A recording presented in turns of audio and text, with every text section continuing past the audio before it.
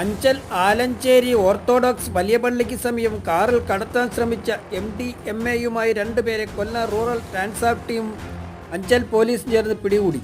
കോട്ടുക്കൽ വയലിൽ സുരേഷ് മന്ദിരത്തിൽ ലക്ഷ്മിക്കുട്ടിയമ്മ മകൻ മനോജ് 28, അഞ്ചൽ ഏറം തടിക്കാട് പുത്തൻപിള വീട്ടിൽ നസീർ മകൻ അലി ഷർബാൻ 23 എന്നിവരെയാണ് Kollam rural SP Sabu Mathew KM IPSന് ലഭിച്ച രഹസ്യ വിവരത്തിൻ്റെ അടിസ്ഥാനത്തിൽ ട്രാൻസാപ്പ് SI-മാരായ ദീപു KS, ബിജു ഹക്ക്, CPO-മാരായ Sajimon T, Abhilash PS, Dileep S, Bipin Cletus, Anchal SI Prajeesh, Madhu Udayan, SCPO Santhosh Chettiyar എന്നിവർ ഉൾപ്പെട്ട സംഘം അറസ്റ്റ് ചെയ്തത്. മാരക രാസലഹരി ഇനത്തിൽപ്പെട്ട 13 ഗ്രാം MDMA-യാണ് പ്രതികളുടെ കയ്യിൽ നിന്നും പിടികൂടിയത്. കൊല്ലം റൂറൽ SP-യുടെ നിർദ്ദേശപ്രകാരം ലഹരി വേട്ടയുടെ ഭാഗമായി ജില്ലയിൽ പരിശോധന തുടർന്നു വരികയായിരുന്നു. തുടർന്നും കഞ്ചാവ് ലഹരി മാഫിയയ്ക്കെതിരെ ശക്തമായ നടപടികളുമായി മുന്നോട്ട് പോകുമെന്ന് Kollam rural SP Sabu Mathew KM IPS അറിയിച്ചു.